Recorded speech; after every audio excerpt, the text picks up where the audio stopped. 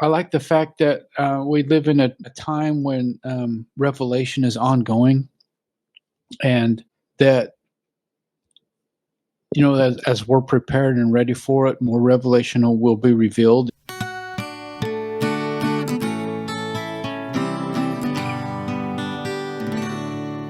We are Saints in the South, your source for gospel growth and good times.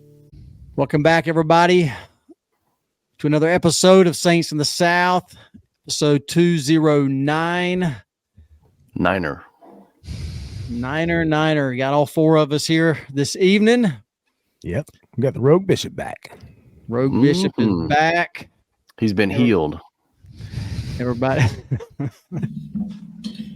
been working real hard today, and we have the youth are now gone from my house, and so we had about 40 head over here for about an hour. They were all playing manhunt and everything, so got about 6 acres over here. They were running around and had a little fire going and some cookies and waters and everything. So fun. Yep. Nice. Let's jump in here this week. We are in 2 Nephi chapters 11 through 19. Well, I don't know if you guys know or talked about it already, but when I was on my mission in Ecuador, I experienced some like real bullets, right? Like I got shot at by a machine gun during a border patrol. I thought I was going to die. And then one time we were walking down the street and someone pulled out a gun and shot my companion, like right in the chest. And he lived. And he after he got up and everything, he had his jacket on. We pulled this book out of his jacket, and it was the Book of Mormon. And guess where that bullet stopped? Isaiah. Freaking 2 Nephi. So if a bullet can't even get through the Isaiah chapters of Nephi, I think it's okay for the rest of us to struggle as well. Yep. And absolutely. And I would actually like to report, I reported earlier on in the year that my family, we're reading the Book of Mormon together, and we are still on we're actually ahead of schedule. So we're at the tail end of the of second Nephi here, getting out of the Isaiah. So we've successfully made it through. So, all right. So it says engraving on metal plates is not easy, and space on Nephi's small plates was limited. So why would Nephi make the effort of copying so many of the writings of the prophet Isaiah into his record? He did it because he wanted us to believe in Jesus Christ. My soul delighteth, he wrote, in proving unto my people the truth of the coming of Christ. Nephi had seen what would happen to his people in future generations. He saw that, despite their great blessings, they would become prideful, contentious, and worldly. He also saw similar problems in our day. Isaiah's writings warned against such wickedness, but they also gave Nephi hope for a glorious future, an end to wickedness, a gathering of the faithful, and a great light for people who had walked in darkness. All this would happen because a child born who could end all strife, the Prince of Peace. And I think Joe's got something for us, though, to start us out. Yeah, I know a lot of times people and bullets struggle with getting through Isaiah, the words of Isaiah. So I had a few tips. Hopefully it's not overdone and everyone's already familiar with these tips and everything, but I'll run through them anyway. It is interesting though with Isaiah, as you mentioned in the kind of the intro there, how we do have the words of Isaiah, in the Bible, and yet the Lord saw fit to repeat those same words here in the Book of Mormon.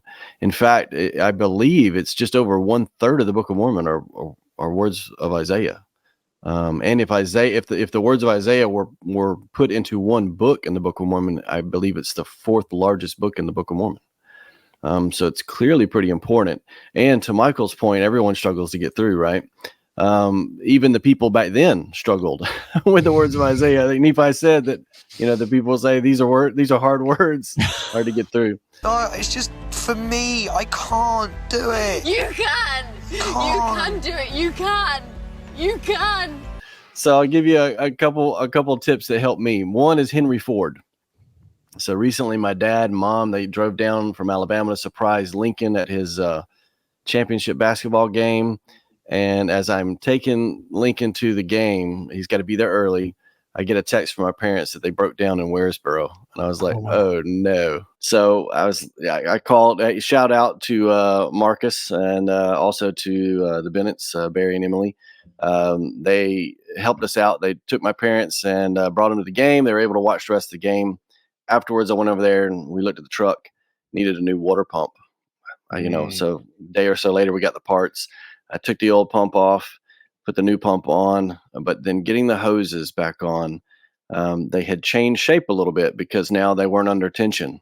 And my pliers I had would no longer open wide enough to kind of compress those spring clamps to put back on the hose.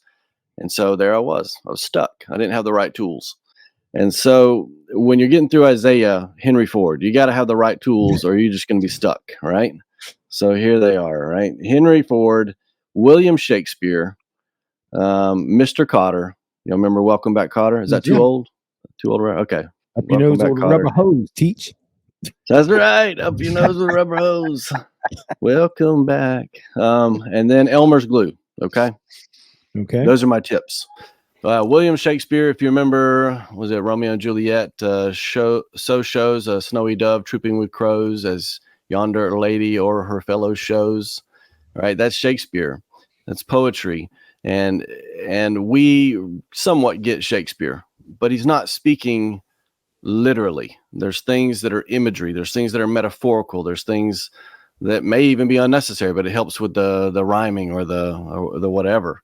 Right. So think of that when you're going through the words of Isaiah. And that actually, Nephi, we'll skip ahead a little bit here, but in 2 Nephi 25, Nephi explains how to get through Isaiah.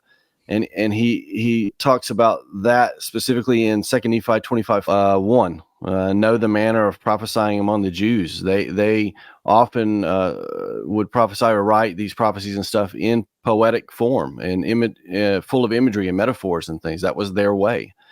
So the more we think like Shakespeare and stuff, I think that helps.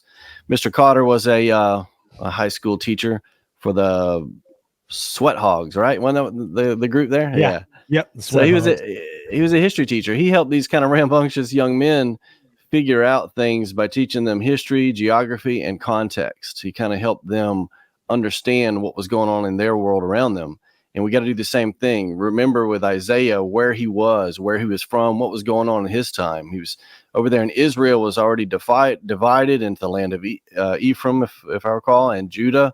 There was a lot of spiritual deterioration amongst the people. And there was this ongoing threat of war and Assyria going to be taking over the north pretty soon. And then Syria always threatening. And then Babylon, of course, down the road.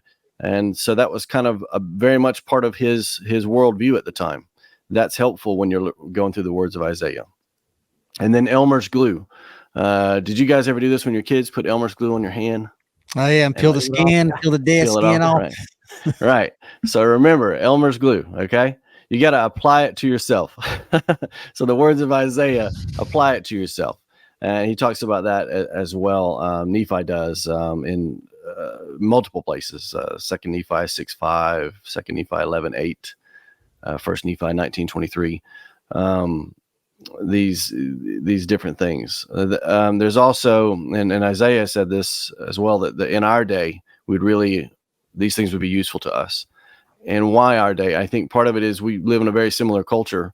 But then the other part is I think we, more than anyone before us, really have the tools at our disposal to understand more of Isaiah's time, to understand more of how things were prophesied then, to understand more of the context, to understand more of modern revelation and our current apostles and prophets and leaders and stuff. Their take on these things has never been more accessible than right now.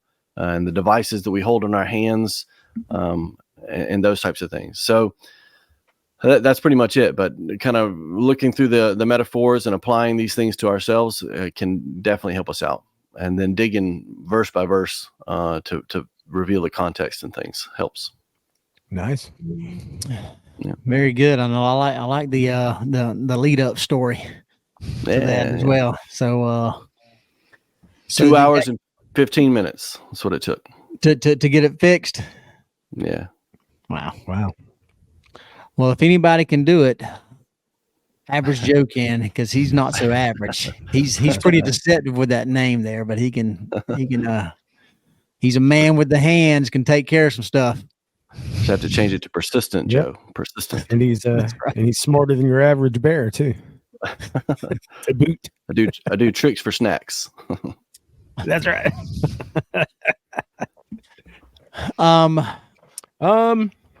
Okay, I'll jump in. I know Wasn't the thing it you, that Kenny? I don't know. The thing that popped out to me was in chapter 15. I just thought it was cool how Isaiah would prophesied about the great apostasy. In verses 1 and 2, he said, and then will I sing to my well-beloved a song of my beloved, touching his vineyard. My well-beloved hath a vineyard in a very fruitful hill, and he fenced it and gathered out the stones thereof, and planted in it with the choicest vine, and built a tower in the midst of it, and also made a wine press therein. And he looked that it should bring forth grapes, and it brought forth wild grapes. So it's like wild grapes. And there's a little hyperlink on the word vine in the Scripture Library app that takes you to Jeremiah chapter 2, verse 21. Which reads, Yet I had planted thee a noble vine, wholly a right seed. How then art thou turned into the degenerate plant of a vine unto me? Which is really cool. It gives us some context, like you were talking about a minute ago, Joe, that context right there. So what in the world is he talking about with the vine and the sour grapes and wild grapes rather, and all this stuff? Basically, he is talking about the Lord, and my beloved too. I know the Lord referring to his people and his church. He's done so much work. He's moved the rocks out of the way, and he's planted, and he's tilled the ground, and he's done all this for us. Yet we still bring forth corrupt fruit. And he's talking about of course, the great apostasy that would happen. And he goes on to talk about that in more detail in the following verses. In chapters 3 and 4 on, and now inhabitants of Jerusalem and men of Judah, judge, I pray you, betwixt me and my vineyard. What could have been done more to my vineyard that I have not done in it? Wherefore, when I looked that it should bring forth grapes, it brought forth wild grapes. And now I will tell you what I will do to my vineyard. I will take away the hedge thereof, and it shall be eaten up, and I will break down the wall thereof, and it shall be trodden down. And I will lay it waste. It shall not be pruned nor digged, but there shall come up briars and thorns. I will also command the clouds that they rain no more upon it. Rain upon it, rather. So it sounds like this is what we know now as the great apostasy, where the Lord's church was not producing the fruit that he had hoped for it to produce, and he allowed us to kind of go forth and produce what we were going to produce, until in the fullness of time that the restoration would happen, and he would restore his church and restore the vineyard to its proper form. And there's a lot more. He goes into more detail through the chapter, but it's pretty cool. I think it's just really interesting looking at the context there. Like Joe was talking about, we have so much opportunity now, more than any other time in history, to understand the context of the prophecies of Isaiah. Yet I feel like we are just as, if not more so, guilty of presentism today, where we tend to look at the past through the lens of the modern culture and the time that we live in, and doing that, of course, we're not going to get a clear view. We're going to get a warped, distorted view of these prophecies if we try to view them through our modern lens. That's the amazing thing, though. When you read it, you see, I see a lot of similarities in the people then. And so, I mean, you got to weed through a little bit of the imagery and stuff, the metaphors and things like that. But seeing a lot of the same types of, materialism and pridefulness and those types of things, it's you start going, man, that sounds a lot like today, or us, or, the people we live around. Yeah. And I also see, and this may be a little bit off of what you're talking about, but as far as kind of what did you call it? Presentism. Presentism. Presentism. I haven't So been to that church. Yeah. Well, we get caught up as a society in what's going on today, right? And we do not learn from the past. Or we think something can work today, and it's been proven time and time again that it doesn't work. Through many different social experiences and experiments and so forth. So, going back and learning from history, or using the scriptures to learn from. If we're not doing that, then we're hindering ourselves big time. Oh yeah, just like the old phrase, "Those who do not learn from history are doomed to repeat it." Yeah. And whether we see that happen again and again and again, cycles And throughout history. Like the Book of Mormon, there's the cycles of exactly. wickedness, and we see this kind of same thing happen in cultures all around the world today. We see, failed social and political ideologies that keep rearing their head, every few decades or centuries or so, and we have to give them a try again. Maybe it'll work this time, and of course, it never does. Sadly. Michael, do you have anything? I like the chapters that talked about the temple, the house of the Lord. It just, because it caused me to reflect on certain things. I like the fact that we live in a time when revelation is ongoing, and that as we're prepared and ready for it, more revelation will be revealed. Like the changes that happened in the temple. And I think there's going to be more changes that happen in the temple with the procedures and the things that we learn there. I really like the fact that the in Second Nephi, when it talks about the house of the Lord, how it always talks about going up into a mountain. To me, it's a symbolism, because one, it's that the temple is like, it should be something that that you can see in the distance, like a mountain, something that is maybe higher than the rest of the buildings around it, something that is that we've put in our best efforts to make something that is worthy of the Lord. But the other thing about it is that because it's on the top of a mountain, it's not easy to get to the temple. And so to me, it's like, okay, exactly what I was thinking. Yeah. Was it?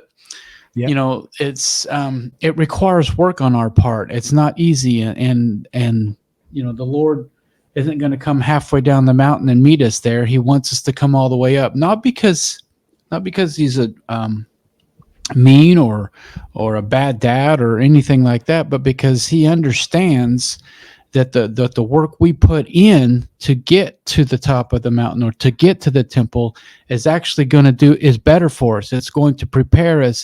There's things that we need to learn along that journey that we won't learn if he meets us, halfway. That he needs us to come all the way so that we can learn everything that we need to learn. And it's also interesting to me that the word Lord can be used interchangeably between Jesus Christ and Heavenly Father. Mm-hmm. And, a lot of people think that it either means one or the other, but it can be either one. In fact, one time when I was really we can refer to the entire Godhead. Lord sometimes can refer to just. There was one time I was really concentrating on the veil part of the temple, and so what I was doing is I was remembering the voices that I heard, right, that were from the actors portraying Christ and portraying God. There's a part where you get to go through the veil to meet the Lord.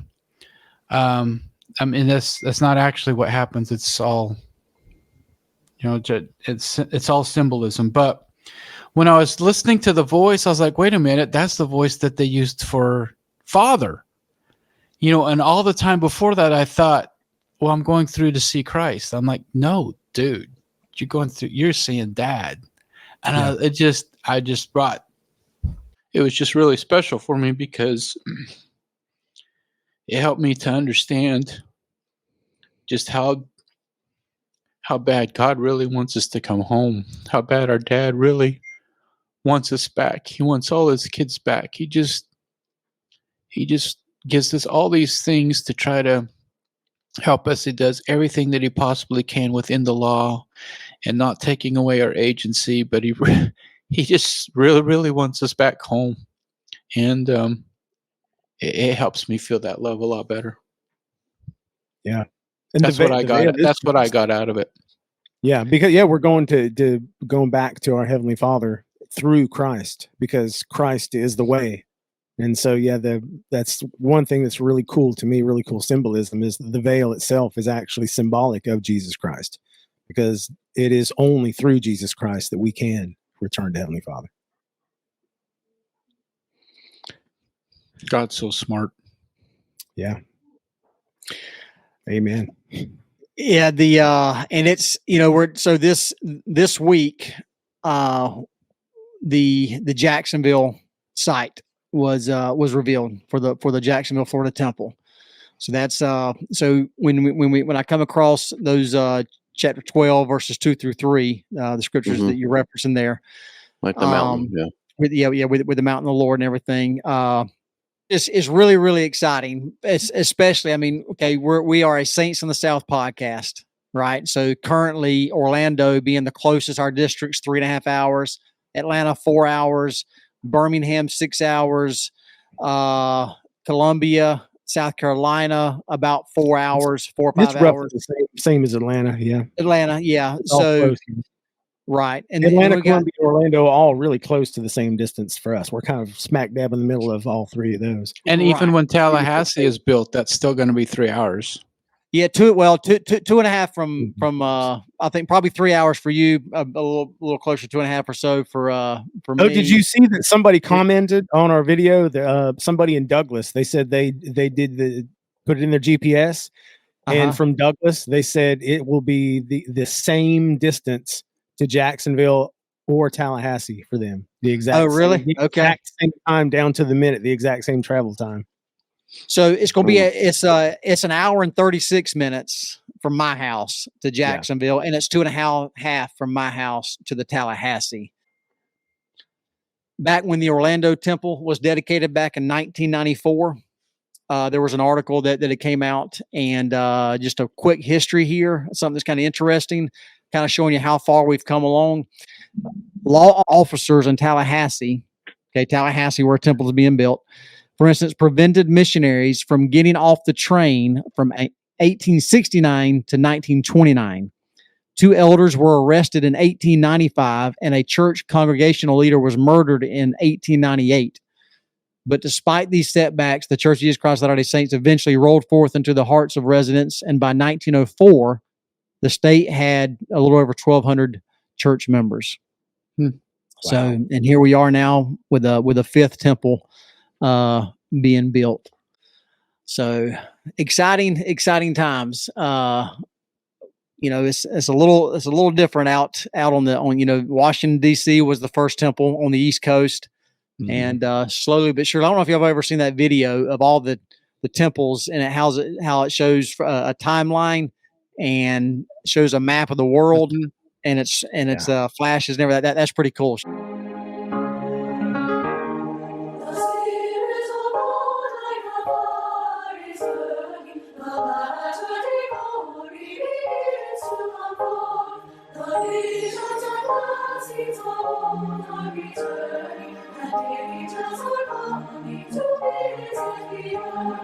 The Lord is extending the saints of the standing, restoring the daughters and daughters at first. The knowledge and power of God are expanding, the web of the earth is beginning to burst.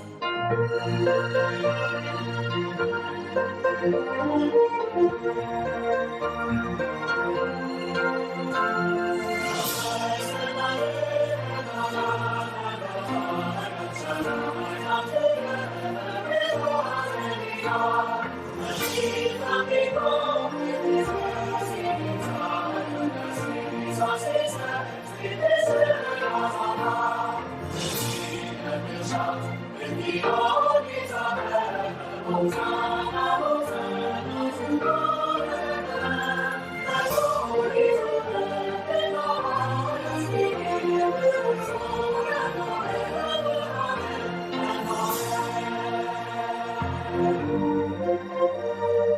and amen. I do have one other thing to bring up about the temple. Michael mentioned adjustments earlier, right? Adjustments in the endowment, or just adjustments on principles and policies church-wide. Have you ever looked into the history of the temple recommend questions? Oh yeah, I'm glad you brought that up. Yeah. There's a website out here, wheatandtares.org, and it goes through the evolution of the temple recommend questions. Pretty interesting though, and they go through a really detailed orientation of the temple recommend questions. So that brings me to this topic, and we know we've recently had some adjustments to the recommend questions. So yeah, those I'm familiar with, but history I don't. Right. What I'm curious about is the question is, will we see any adjustments to? Do you support or promote any teachings, practices, or doctrine contrary to those of the Church of Jesus Christ of Latter-day Saints? I'm curious if we will see an adjustment to that question right there.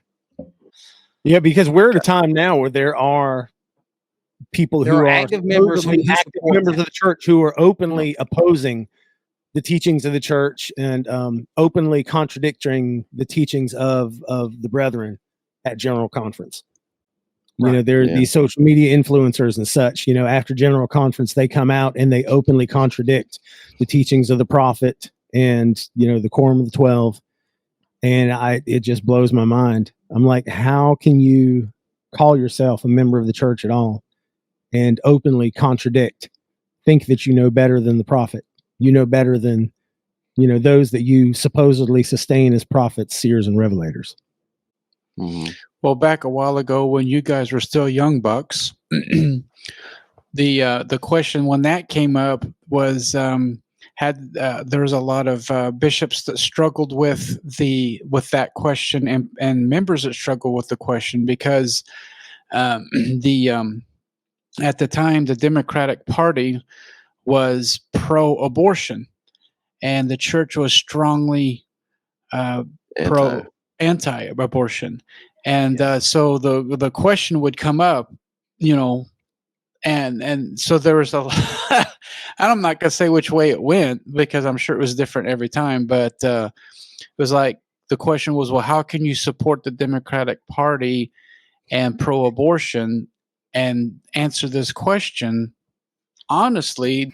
I mean, don't make me bring up Joseph Smith's quote about Democrats. I mean, we can go there. Joseph Smith didn't have anything nice to say about the Democrat Party. Well, at this stage, Democrats and Republicans, all of them are about as well. I won't say all of them. I'll just say there's plenty of crookedness on both sides, and that's a fact for sure. Plenty of crookedness. I would agree with that.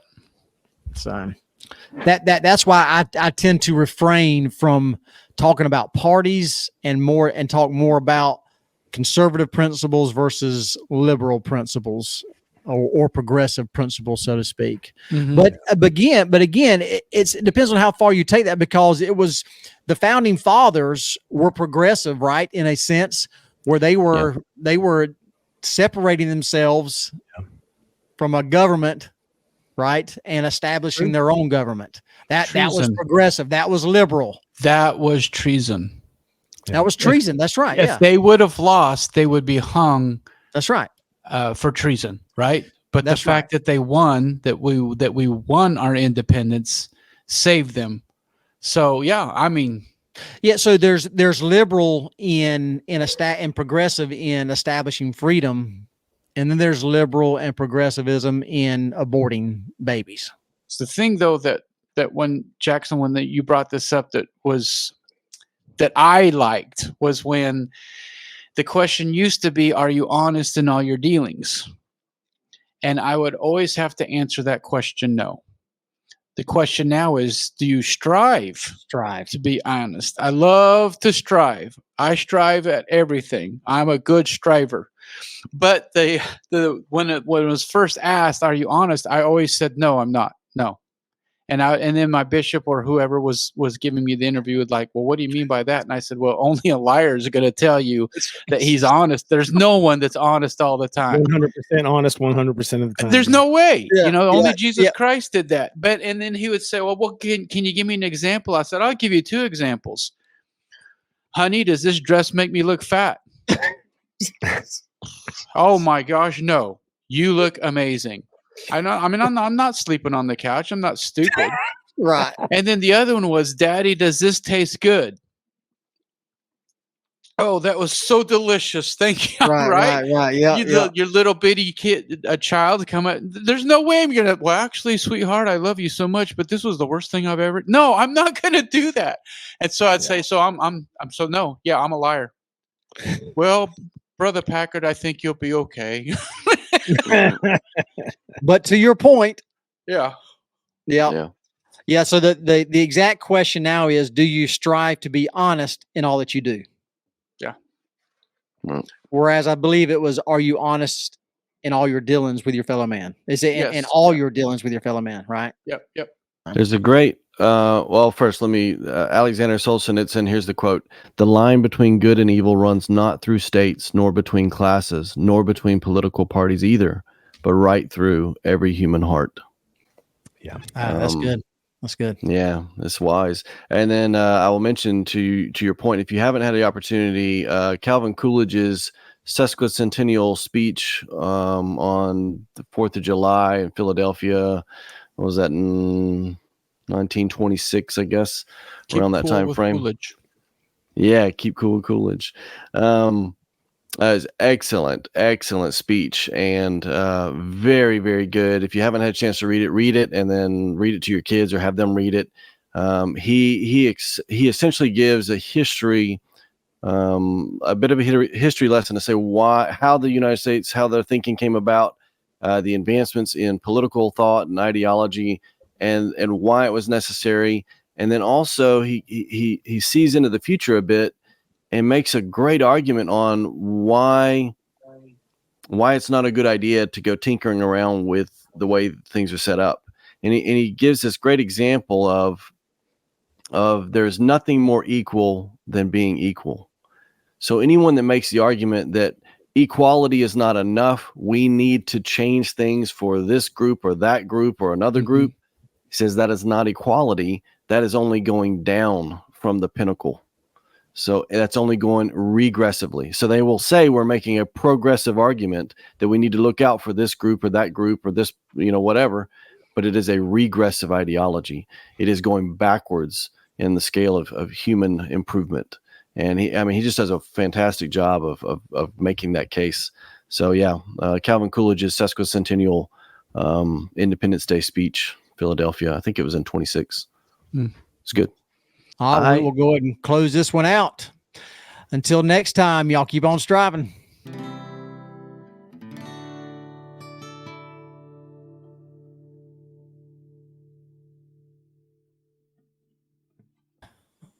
Who brought the snacks? I did not bring any snacks today. I have plenty of snacks. Michael's got the linger longer snacks. Yes. All right. Oh, Doritos. Got some Doritos. Can't go wrong with Doritos. All right.